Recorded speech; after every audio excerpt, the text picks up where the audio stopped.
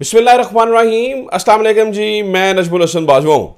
नाज़रीन किराम, आज सुबह वाली वीडियो में मैंने आपको ये बताया था कि एक अहम तरीन राबता हुआ है पीटीआई से, और मैंने आपको ये बताया था कि वो अहम तरीन राबता पाकिस्तानी इस्टेब्लिशमेंट की जानिब से हुआ है, और जिस शख्स का नाम लिया था मैंने, उसका नाम जुल्फी बुखारी साहब। जुल्फी बुखारी इमरान खान के बड़े क्लोज अलाए, बड़े अच्छे दोस्त, बड़े पुराने साथी और बड़े एक ऐसे दोस्तों के अंदर शामिल हैं जिनके ऊपर इमरान खान ट्रस्ट कर सकते हैं। अब नाज़रीन किराम, इसी जुल्फी बुखारी साहब ने तस्दीक कर दिया, और वो जो सारी कहानी मैंने आपको बताई थी कि जुल्फी बुखारी साहब इंपॉर्टेंट क्यों हैं और किस तरह से एक बड़ा अहम तरीन किरदार अदा कर सकते हैं, इन्हीं जुल्फी बुखारी साहब ने तस्दीक कर दी है कि वो ट्रंप के खानदान से राबते में हैं। यानी कि पीटीआई और ट्रंप का ये पहला बाज़ाबता राबता है जिसकी तस्दीक कर दी गई है। ट्रंप के जीतने के बाद ये पहली ऑफिशियल तस्दीक मानी जा सकती है, पहली ऑफिशियल तस्दीक कही जा सकती है कि ट्रंप और पीटीआई के दरमियान राबता हो गया है। मैं आपको थोड़ा सा जल्दी से दोबारा बता दूं कि जुल्फी बुखारी साहब और ट्रंप के किस खानदान का ताल्लुक हो रहा है और क्यों ये इंपॉर्टेंट है, और किस तरह से ये राबता इंतहाई अहमियत का हामिल हो सकता है।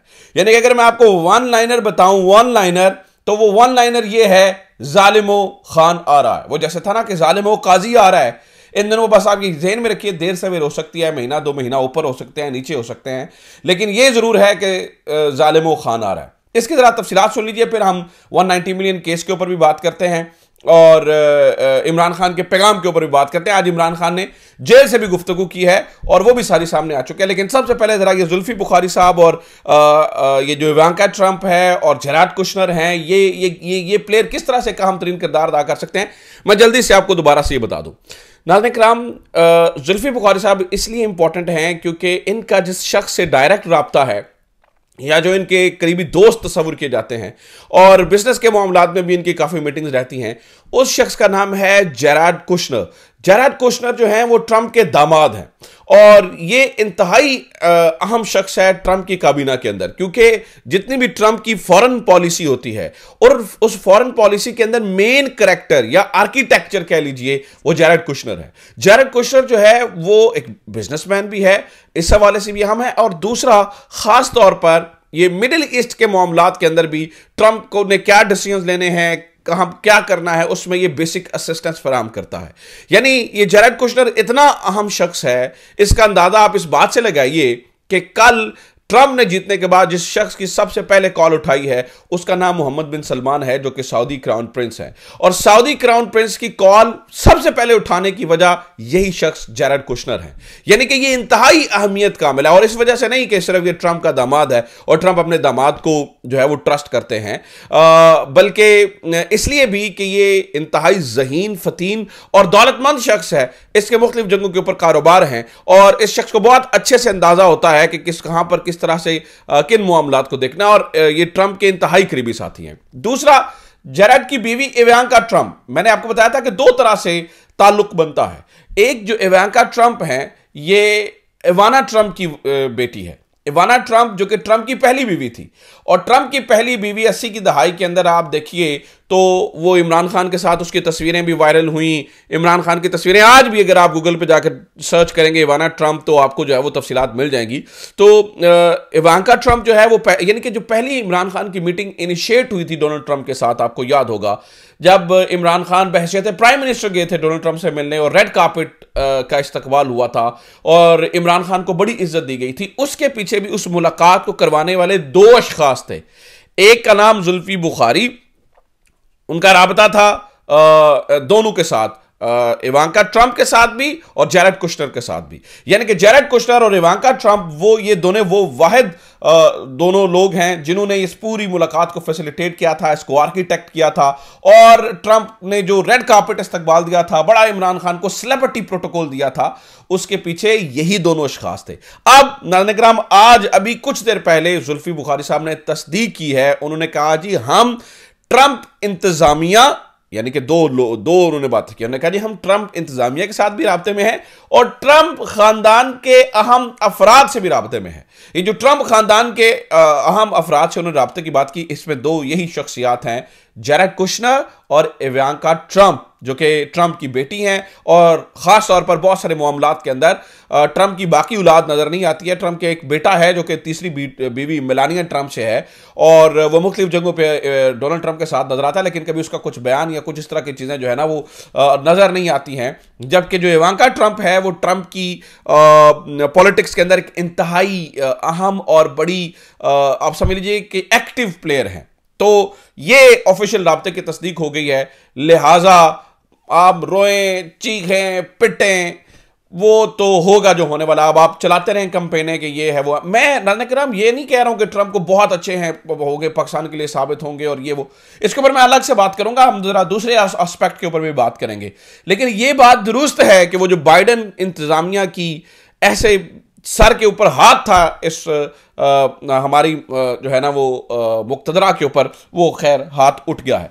दूसरा, आज इमरान खान साहब ने भी गुफ्तगू की है जेल से, मैं जरा वो भी आपके सामने रखना चाहता हूं। फिर ये जो एक होम्योपैथिक सा डिसीजन हुआ है सलीमुल्लाह से कलीमुल्लाह और कलीमुल्लाह से सलीमुल्लाह, ये इस्लामाबाद हाई कोर्ट के अंदर, और दो हमारे बड़े ही मुअज़्ज़ज़ जज, बल्कि अब अजीबो गरीब ही मुझे कहना चाहिए, क्योंकि दोनों को शायद एक चीफ जस्टिस है और दूसरे को चीफ जस्टिस बनने की उम्मीद लगी हुई है। उन्होंने बड़ा ही एक अजीबो गरीब फैसला किया है, वो भी मैं आपके सामने रख देता हूँ, 190 मिलियन पाउंड का।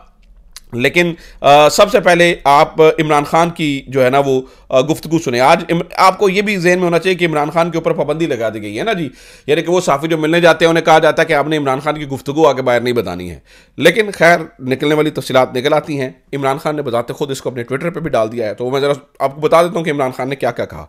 इमरान खान ने कहा जी, मुल्क में जमहूरियत बराए नाम रह गई है। अदलिया एक जमहूरी मुल्क में आज़ादी की जमानत होती है जो अब नहीं है मुल्क में। और आज उन्होंने सिपा सलार के हवाले से भी बात किया, ये जरा वो भी सुन लीजिएगा। वो कहते हैं जी, मुल्क में सिर्फ इंतखाबात से जमहूरियत नहीं आती है, क्योंकि जमहूरियत के लिए साफ शफाफ इंतखाबात, आज़ाद अदलिया, कानून की बालादस्ती और एहतसाब का होना जरूरी होता है, वरना इंतखाब का ढोंग तो डिक्टेटर भी रचाते हैं। मुल्क के मीडिया पर इस वक्त मुकम्मल सेंसरशिप है। मैंने अखबार देखे हैं, इन पर मेरा कोई बयान नहीं छपा है। इस वक्त हुकूमत ने आइन में तरमीम करके सुप्रीम कोर्ट पर भी कब्जा कर लिया है। ये जो अब मर्जी अब नाइंसाफियां और जुल्म करें, इनसे कोई नहीं पूछेगा। तहरीक इंसाफ जो मुल्क की सबसे बड़ी जमात है, इनको हराने के लिए काजी फाइज ईसा और चीफ इलेक्शन कमिश्नर ने इनके साथ मिलकर मैंडेट चोरी में इनकी मदद की। इन्होंने जो पाकिस्तान अवाम के मैंडेट पर डाका मारा है, इसको बचाने के लिए इन्होंने ये सारी कानून साजी की है, और इस गैर आइनी पार्लियामेंट, गैर आइनी सदर, गैर आइनी वज़ीर आज़म और इस फॉर्म 47 की पैदावार और निज़ाम को इस्तेमाल करके आइनी तरमीम करवाई गई है। इस कानून साजी का मकसद सिर्फ पाकिस्तान के अवाम के हकूक को सल्ब करना है। अब इमरान खान आर्मी चीफ की मुद्दत मुलाजमत के बारे में बात करने वाले, जो कि आपको अंदाजा ही है कि वो पिछले दिनों में भी कितने नाकद रहे हैं इस चीज़ के। तो वो कहते हैं आर्मी चीफ की मुद्दत मुलाजमत में तौसी फौज का अंदरूनी मामला तब होता अगर आर्मी चीफ न्यूट्रल होता। सवाल हुआ होगा ना कि भाई आर्मी चीफ सलमान अकरम राय साहब ने तो कहा था कि आर्मी चीफ की तौसी जो है वो फौज का अंदरूनी मामला है, तो इसमें वो कह रहे हैं जी आर्मी चीफ की मुद्दत मुलाजमत में तौसी फौज का अंदरूनी मामला तब होता अगर आर्मी चीफ न्यूट्रल होता। मौजूदा आर्मी चीफ इस नाजायज हुकूमत को तहफ़्फ़ुज़ फराहम कर रहा है। हुकूमत ने मैंडेट पर मारे गए डाके को तहफ़्फ़ुज़ देने के लिए आर्मी चीफ की मुद्दत में मुलाजमत में तौसी की है। इस पर पार्लियामेंट में कानूनी बहस होनी चाहिए थी। यह इंतहाई अहम मामला था और इस पर कोई कानूनी बहस किए बगैर ही कानून साजी कर दी गई।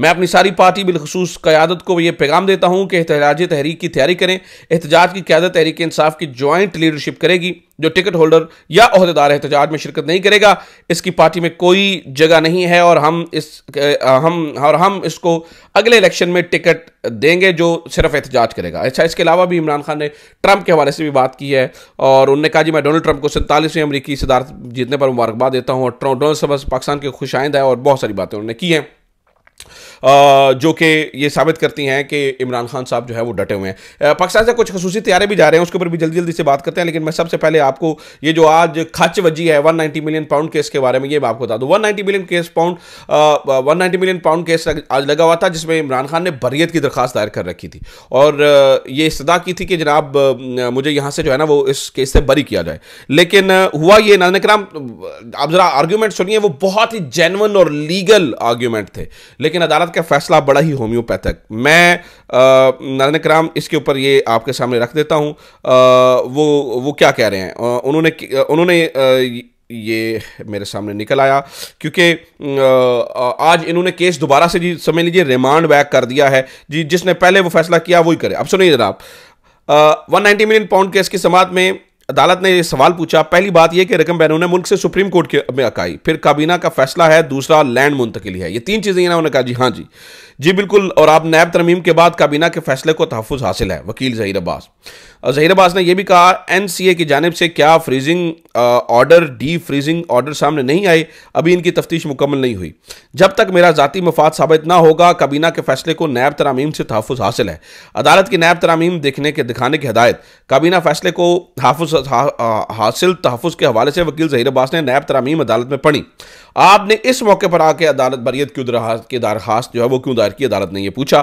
क्योंकि नैब तरामीम का फैसला सुप्रीम कोर्ट ने जारी किया, यह वकील ज़हीर अब्बास ने बताया। बहरहाल ने कहा जी अदालत ने मेरिट्स के ऊपर जो है ना वो फैसला नहीं किया था, तो हम उसको कहते हैं दोबारा फैसला करें। वजूहात उन्होंने नहीं लिखी थी, तो वजूहात हमारे सामने आ जाएंगी। ये वही है कि एक अदालत आपके खिलाफ फैसला दे चुकी है, लेकिन आपकी हाईकोर्ट कह रही है दोबारा उसी के पास जाओ। तो ये बड़ी अजीब सा फैसला इस्लामाबाद हाईकोर्ट से आज सामने आया, जिसकी मुझे समझ नहीं आई है। दूसरा, खसूसी जहाज़ के अंदर मरीम नवाज साहबा जनेवा रवाना हो चुकी हैं। खसूसी तैयारे उड़ना शुरू हो चुके हैं और वो गई हैं गले की सर्जरी करवाने, क्योंकि पाकिस्तान में सारे डॉक्टर मर गए और गले का इलाज भी नहीं कर सकते। माड़े से इन्फेक्शन, सर्जरी नहीं सॉरी इन्फेक्शन है, तो वो इन्फेक्शन का ट्रीटमेंट भी यहाँ पे नहीं हो सकता, ना पंजाब के अस्पतालों में हो सकता है। तो वो स्पेशली गई हैं वहाँ पर। पहले से नवाज शरीफ साहब मौजूद हैं, तो देखते हैं वहाँ से क्या खबरें आती हैं। उम्मीद करता हूँ ये वीडियो आपके लिए इन्फॉर्मेटिव रही होगी। अपना ख्याल रखिए। खुदा हाफिज़। पाकिस्तान जिंदाबाद।